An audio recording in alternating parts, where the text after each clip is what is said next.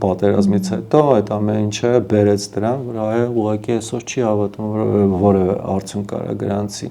Ոնց իրան հանես այդ հոգեվիճակից, բերես իրան դեպի լույս տանես, իրան էլի իրան ոգեշնչես, տաս իրան այդ կարևոր, շատ կարևոր լուսավոր կետերը, որ ինքը գնա դեպի այդ լույսը։ Օրինակ դիցաբանության մեջ այդ շատ լավ է երևում, հա, ինքը հենց այդ beacon of light, էլ ինքը ոնց որ քեզ ասում է նայի, սենց անես, սենց է լինելու։ Սխեման անփոփոխ է։ Անկախ դրանից դու Հունաստանում ես, Հայաստանում ես կամ ուրիշ որևէ տեղ։ Կա պատճառը հետևանքային կա։ Օրինակ ամենալավ օրինակներից մեկը խոսքի արժեքն է։ Քո խոստում, տված խոստումի արժեքն է։ Եթե դու մի բան խոստացել ես,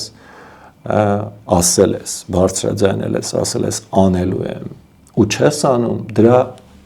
հետևանքները շատ ծանր են լինելու։ Դիցաբանությունը անդադար դրան վերադառնում, ասում է նայի, խոսքը կարևոր է, ինչ ես դու ասում։ Պարսիկների մոտ հոյակապ օրինակ տենց սխեմա կա, որը շատ լավ է գործում, ասում է բարի մտքեր, բարի խոսքեր, բարի գործեր։